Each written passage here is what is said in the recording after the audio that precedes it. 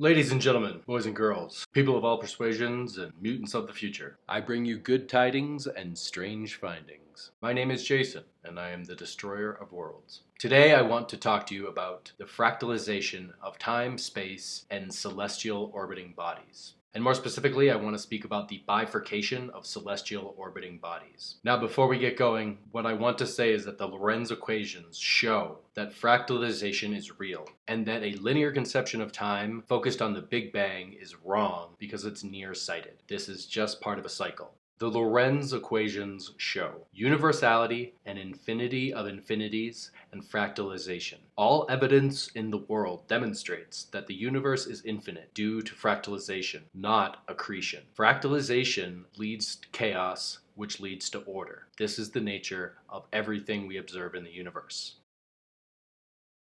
The Lorenz equations are based on three variables. The PRANDTL number, signified by sigma, the Rayleigh number, signified by r, p, or sometimes rho, and the geometry, signified by beta. In most equations that people use for modeling convection, PRANDTL number and the geometry remain the same at 10 or 8 to 3, depending on the geometry usually. But all of these are ratios of formulas affecting thermodynamic convection and viscosity, condensed into one number. So I want to go over them very quickly. So we can look at them from several different angles. We can look at them in terms of the bifurcation and look at them from a side view. We can examine the linear periodicity as growth rates and doubling time. The Mandlebrot set is a horizontal view of one of these sections of bifurcation. We can also look at it linearly or cyclically and visualize it quite differently. So this is what the Lorenz equations look like. You can see the PRANDTL number, the Rayleigh number, and the nonlinear terms. And it looks pretty intimidating if you don't know calculus. And frankly, I didn't really know calculus before I started tackling this. So I'm going to explain this as dumbly as I can. So this is a little bit more about the Lorenz equations, and there's three state variables, three dimension systems, three parameters, and they are seemingly simple equations. There are two nonlinear terms, and those nonlinear terms create incredibly rich nonlinear behavior in the system when viewed over time. So let's start with the easiest of the three factors, which is the geometry, or beta. And this is simply a ratio of width to length. We all know what that is if we did basic math, so it's quite simple actually. And this is the image that I want you to bear in mind. As we move forward, I'll integrate it more into the model. And if we have an object that's spinning like a cylinder, then it only has two geometric numbers. Now, there is a gradient, of course, but that's what the rest of the Lorenz equations factor in. And what I want to point out is that 8/3 is actually approaching 2.666, which is usually rounded to 2.667. However, that is in the range where rates can be calculated quite easily. And you may think, why would we want to think about an object spinning like that if we're talking about celestial bodies? They all spin perpendicular, except Uranus is bent over. However, recent discoveries of exoplanets have fundamentally challenged what we think of as possible in a solar system, and actually overturned quite a few assumptions that we had previously to the past 10 years, where we started finding all these exoplanets. And so in my research of trying to figure out the origin of the moon, I stumbled upon their research, and the one that really intrigued me was Kepler 10b, because this has a mass that's more than 3.5 times Earth. Its radius is only 1.5 times Earth, and yet it's only 1/20th of the distance of Mercury to the Sun. Its orbital period, its year length, is only 0.84 days. Its inclination is 84.4 degrees, and its surface temperature is hot enough to melt iron. And so we can imagine tidally locked spheroids being oblate or prolate, and that's quite an important difference. We normally imagine this rotating parallel to the Sun, but it could also rotate perpendicular. Now, the second easiest variable in the Lorenz equations to describe is the PRANDTL number. This is signified by sigma, and most often the value used is 10. What the PRANDTL number is a description of heat transfer in a dissipative system. And there's a few different ways to think about it, but these are the two that I find most useful, which is viscosity diffusion divided by thermal diffusion, or the transport of momentum divided by the transport of heat. And so you get V divided by K, and in this case when we have just the single number, that actually signifies a 10-to-1 ratio of viscosity to thermal diffusion, or a 10-to-1 ratio of momentum to heat. So besides being our base counting number and easily converted into a percentage, the PRANTL number actually represents the transformation of heat and light into momentum, and therefore mass, space, and time, all of which grow out of the fractalization process in a cyclical manner. Now the final number is the Rayleigh number, and this is represented by R, P, or RHO sometimes. And this is the most important number and the one that people change the most to experiment with the Lorenz equations. The Rayleigh number is the time scale for thermal transport via diffusion divided by the time scale for thermal transport via convection speed. Another way that it's stated in the literature is to divide your buoyancy by your viscous force as a factor of time. So the Rayleigh number describes non-uniform density of fluids, or mass and density differences caused by temperature differences. And it's important to note that in a contained system, heated fluids expand and heavier materials sink. So the Rayleigh number basically defines whether a thermodynamic system is stable or chaotic and delineates the intervals of periodic stability.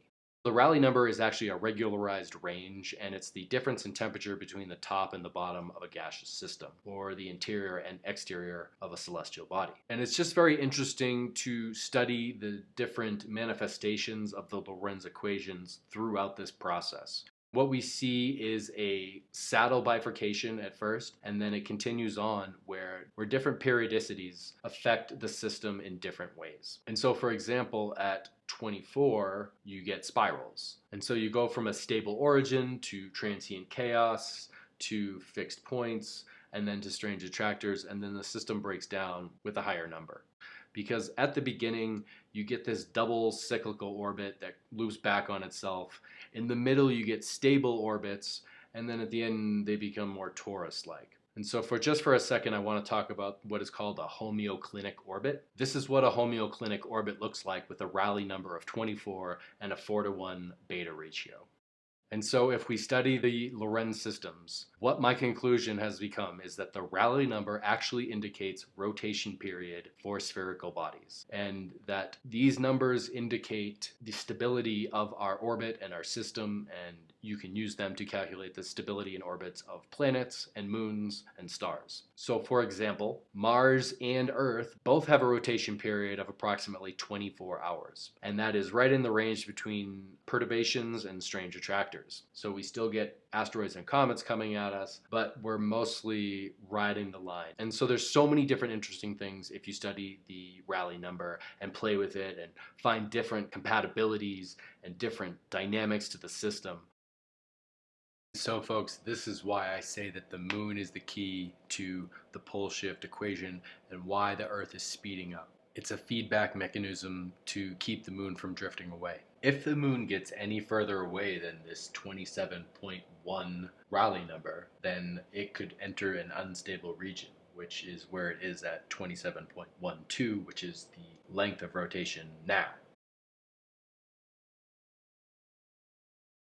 Furthermore, when we look at the perturbations numbers, this is in the range where the sun is in terms of its rotation period and why we see solar flaring, as well as some of the outer planets and why their orbits are not as regular as ours, the gaseous giants in particular. So just to recap real quick, the geometry, the beta, the shape of the system is usually 8.3, and this is a ratio of width to length, and that is between the golden ratio of 0.618 or 1.618 or 1 plus 1.618 and the sum of the infinite series, which is 2.718, the natural log of 2 or the rate of decay. And so when you consider it this way, it's easy to understand that this is the tipping point where the system starts to descend into chaos in this ratio when it becomes wider than it is tall.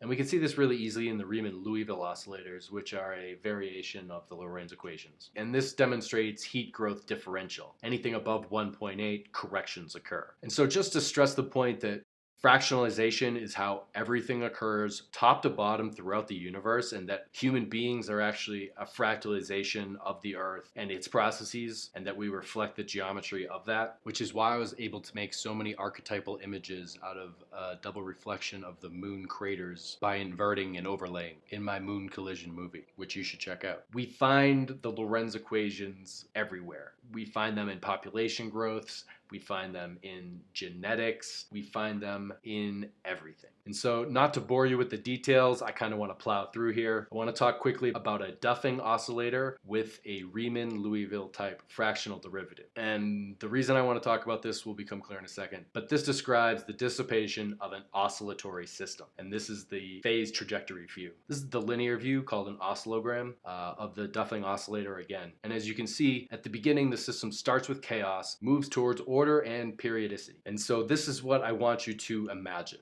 The DUFFING oscillator as a celestial body in very close orbit to the sun. And the old model of planetary bifurcation, or the Earth-Moon fission thesis as it was called because they weren't applying it to all different celestial bodies, involves spin that was parallel to the spin of the sun. In this model, it's more of a torque model, and so we're imagining our rotation is actually perpendicular or close to perpendicular to the axis of the sun. And so this is what you get with an 8/3 geometry of a system when a sun is orbiting and has another planet very, very, very close with the 8/3 dimension, or 2.666, approaching instability. And what we would have is the sun in the top and the other planets such as Saturn or Jupiter at the bottom. And in between them, another planet is born. And that's what this system is in the center here. And I'll just walk you through it real quick. The system size ratio of 8:3 causes instability because of the other variables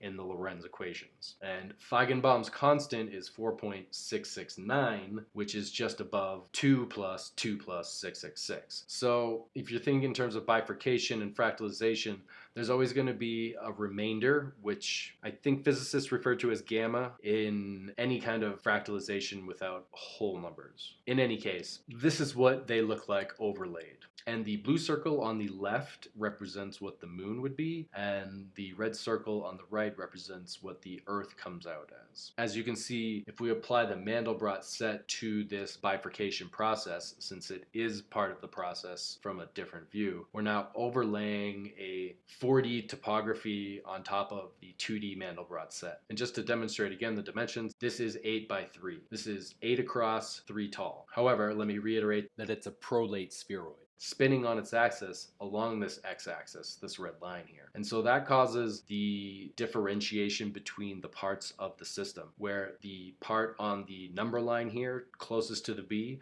is closer to the sun and getting much, much hotter. And in this configuration, it's just heating up and its day never ends, while the other side is in total darkness all the time and it's cooling. And that causes a 10-to-1 massive differentiation in temperature and viscosity. If you notice the one oblate spheroid I threw in there, it's because I think that there's a turning that happens just like a baby in a womb, where it turns into a prolate and then starts tumbling as it does another turn as there's more space created between the planet. This image of the Mandlebrot is actually only produced after many, many iterations, and the more amorphous shape that goes around the edge is created by the Julius sets. And this is basically the debris that is getting spun off as the body whittles itself down into circular configuration. And it's that circular configuration which allows it to break apart and then push itself away from its parent bodies. And the space between them creates more space, and space expands in that way.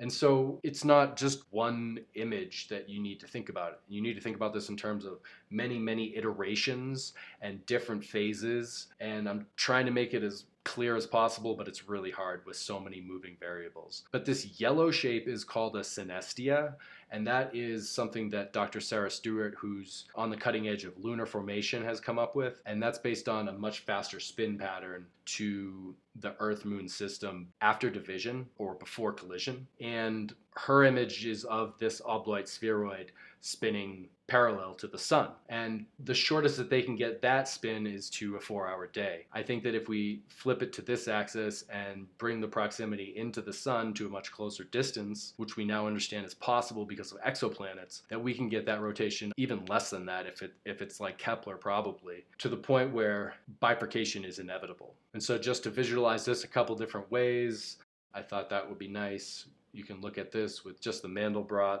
spitting out the head, which becomes the moon, and the Earth, which becomes the butt. And more importantly than anything I've said so far is the fact that I believe that the Mandlebrot set in this configuration creates a magnetic monopole. And that's what this figure, this green and blue figure with the arrows, is here. And that's really, really profound. And I think that I can explain that process, so let me get right to it.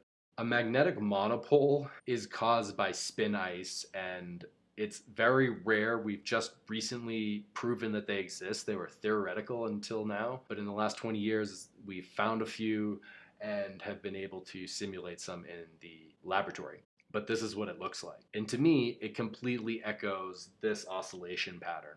And so I really think that the Mandlebrot set represents a magnetic monopole, which then births something else. And it births another magnetic monopole, just like all beings start with an umbilical cord attached to their parent. So too do planets probably start with umbilical cords attached to their planets. Now you may say, what the heck is a magnetic monopole and how is it possible? It's only possible in this configuration with the tetrahedron and 4 points of a triangle shape. And it's not coincidental that this shape, when pieced together, actually forms the Star of David, which is known as the Kagome. And so smarter people than me, like Lori, have already figured out that the Mandlebrot is a black hole, and the black hole is at the center of all things: your heart, cells, atoms, everything.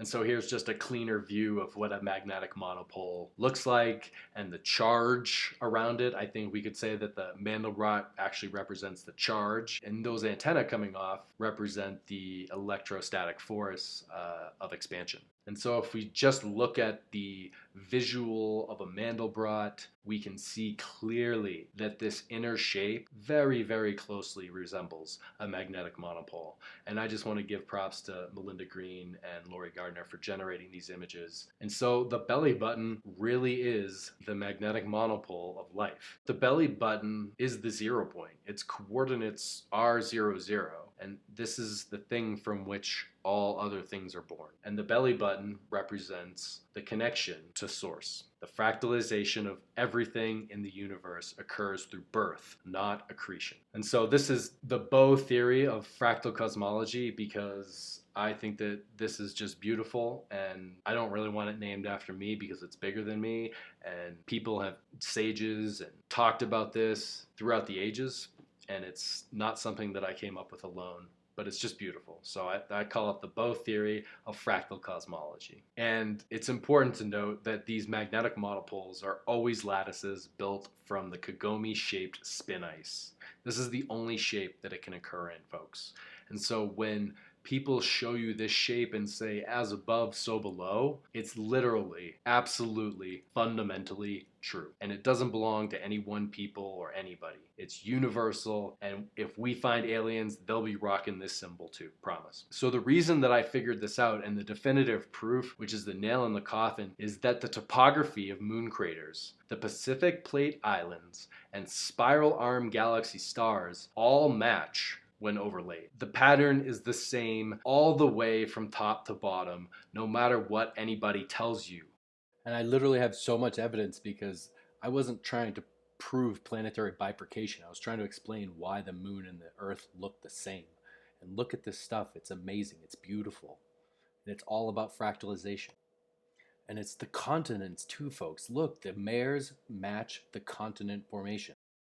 Accretion is not true. It's all birth. And so if you want to learn more about that, you can watch my other 2 videos on the genesis of the Earth and Moon, both of which will give you a much better idea of how this process shaped the Earth and Moon. So this presents an opportunity to start beginning to calculate more than 2 body problems, 3 body problems, 4, 5, 6, 7, 8. It's going to be a lot easier if this is true, and I hope that it is.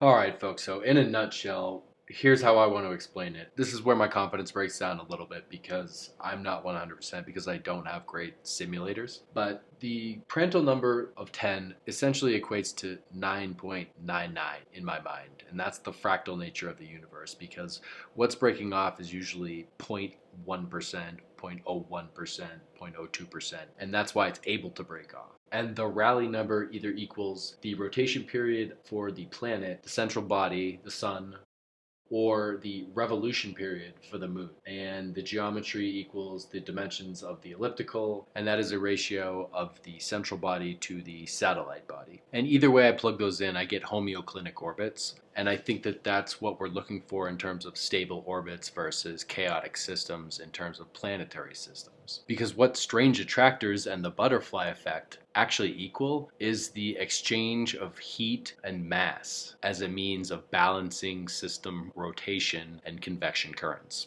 This whole concept is based on the Vesica Pisces and explains, I think, the Janabekov effect. It's quite easy to imagine that the 2D Vesica Pisces in 3D looks something more like this. A planet without a moon has no perpendicular axial stability. It's but a child spinning wildly in its parent's wake, constantly bent out of shape. And so you can imagine this process of birthing planets similar to the birth of a child, and the progression would be similar and the orientation would be similar because all things are self-similar. And I'll get into this more in another video, but I'm going to move on from here and just show you really quickly that the Earth is sideways until it has the kid, and then once it has a kid, then it goes upright, and then the moon is sideways and still really close to the parent, the Earth, until it has near-Earth asteroids. And that's what these near-Earth asteroids with Earth-resonant orbital periods are. They are the bifurcation of the moon in order to get away from the Earth. And they come from the mares, and this is what I talk about in my other video, how the mares are formed by the moon being close to the Earth and spinning, and then it breaks pieces off, and that allows the moon to be lighter and to escape, and it also creates a gravity well between the two, which allows more space to be created. And then eventually those pieces either fall to Earth or go into orbit. And so in order to disprove accretion theory, the giant impact hypothesis, and continental drift, we only need to prove that the universe expands through fractalization infinitely. I put accretion at the top because it's the most obvious. Giant impact and continental drift, I'll have to argue a little bit more, but I'll show you why I think that those have to go as well. And we're going to replace all of that with fractalization, and the fractalization of the sun-planet system, of the Earth-Moon system, and replace it with expanding planets, Earth expansion, and Moon expansion. But just for a second, imagine the sun without planets. It would have no axial stability, just like the Earth without a moon. And if you imagine a sun, a super red giant that's 99.8 times bigger than our sun, even a little bit bigger than Betelgeuse, you can see that even though it's huge in terms of its radius, it has a mass that's only 10 times as much as ours. And so it doesn't have the density. And that lack of density allows things to differentiate within itself. And that is where the birthing process happens. And so our star came from one of these giant stars. And then our planets came from the star that we call the sun. And then the division continued. Jupiter was the sun's moon, created to stabilize the sun's axial rotation. All the other planets were created from the harmonics of these two. The sun gives birth to planets, and planets give birth to moons, each to stabilize their axial tilts away from a tidally locked position. Nothing in the universe is ever accreted. Everything is born through channels of order in relationship to others via chaos. A magnet can only be born. It can only be created from another. These birth events appear as nova events, or binary stars colliding. When systems balance is achieved, it is maintained by tidally induced solar flaring and cyclical micronovas. And so if we imagine our system, and we come back to the two spiraling circles, and we see that the Rayleigh number is 24, Earth's rotation period, and the geometry is 4:1, the difference between the diameter of the Earth and Moon. We have this system that's in balance for now. But what you have to understand is that everything is periodic. It doesn't last forever. A planet could birth a moon, and that could throw the whole solar system into chaos. And that's why a bent over Uranus scares me so much. But in all seriousness, folks, in order to keep the moon in balance, the Earth is going to speed up a little bit. But in doing so, it then approaches its limit of chaos underneath 24. But honestly, folks, I don't think you have to worry, because in my next video, I'm going to explain to you how that process takes 13,000 years. And the next thing we need to calculate is the solar flare's effect on the moon, which I believe will be in between the Earth and moon during the micronova event, and will actually shield us. So, good tidings and strange findings. There you go. And so this is the path of our sun over its lifespan. Over time, it becomes smoother by the balancing. Initially, the sun must have been attracted to some strange attractor, and so in that process it became pregnant and birthed Jupiter. And then the sun and Jupiter split, and they moved apart, and they expanded, and soon, because of that expansion, they needed to come back together, and the way to do that was bifurcation. And so the sun split into Saturn, and Jupiter split into Neptune, and so on and so on. And this is just a rough guesswork of the oscillations. But if you can imagine over time that perhaps Velikovsky was right, that the moon and the sun and all the planets reorganize themselves, this would be the pattern. This would be the way that we track it. This is how we understand it. This is the glass bead game, and I announce it commenced. So let's just return back to our primal diagram here of the Vessia Pisces, and this is what we need to imagine. The sun on the left, old planet coming in from the right, and the sun gives it to Saturn. And that is where Saturn gets its eternally marked hexagon. It was a love story. Saturn pulls the sun in close. Both spin faster, become denser. They kiss, they make love, not colliding, just wildly grazing each other's surfaces. Still, Saturn becomes pregnant with the sun's extra heat, so she goes home to her family, ashamed. But the heat swells within Saturn, and 3/4 of a revolution around the sun later, the Earth child is born. And in her mind, she never forgets the sun. A new moon is born. A new planet is born, joined at the hip like a paperclip. And in the beginning, what we have to imagine is that the denser planet, the cooler planet, the rockier planet that became Earth was actually probably more like Venus is now. Rocky, hard, and dense. And that the water and the less dense material, if there was any at that point, went to the moon. And so the smaller image here is the Earth, but it's the one that's wet, and the one that becomes the Earth is dry. And it takes a while for that balance to be achieved and their sizes to be rounded out. And that's what led me to this entire investigation. Just a few more tidbits I think it's really important to touch on before we finish. This is all about doubling time and the rule of 72, 69, and 70. It depends on what you're calculating, what the rate is, which one of these you use. So for continuous growth rates, you take 69.3, divide it by the rate of growth, and that equals the years to double. And this yields far more accurate answers. However, for rates between 6 and 10, the numbers 70, 71, or 72 are actually a little bit easier to use and more accurate. And so what this is a reflection of the Hubble constant, because the Hubble constant is not one number, it is this process playing out. There are periods when systems are in continuous expansion or periodic expansion because of orbital periodicity. And these numbers in the low 70s represent periodic expansion, while the lower numbers, more close to 69, are representative of continuous growth, newer bodies, newer things. And so my conjecture is that Hubble's constant are converging on 69.3, which is the natural log of 2 and or 1/2, which makes sense because 69.3, the natural log of 2 and or 1/2, is the rate of decay. It's what they use to determine how everything decays. And just for shits and giggles, the natural log of 0.694 is 365. I want to show you a few more things because I promised to talk about time and space as well as just planetary bodies. This is a view of the Mandlebrot called the tricorn, and it's a slightly different view, different angle, and it's really important for time travel, and it explains a lot of time compression and time expansion, time dilation, whatever you want to call it. It's just important to remember that those things are cyclical. They're not linear. Time doesn't expand in a linear way. It expands cyclically, okay? All right, so that's basically all I have to say, and what I want to leave you with is just this beautiful image of a magnetic monopole from the Buddhabrot. The line of sight going through a magnetic monopole is very likely this same image of a tricorn, and that, as I said at the beginning, everything is echoed in this image, from top to bottom, as above, so below, so it is for all time eternal. That's it. Folks, please, if you like what you just saw, subscribe to my channel, find me on Patreon. I have so much more material that I want to share. It's just kind of a matter of life being chaotic. I don't have a lot of periodicity, I can't say this damn fucking word for the sake of my life. God damn it. Yeah, so yeah, I mean, if anybody could help me get my shit together, I got a lot more I can explain.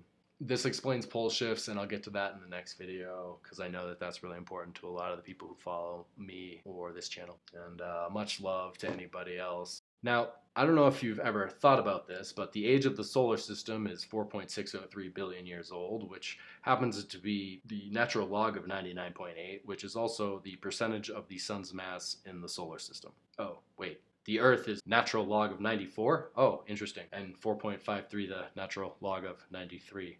Ah, well, okay, yeah.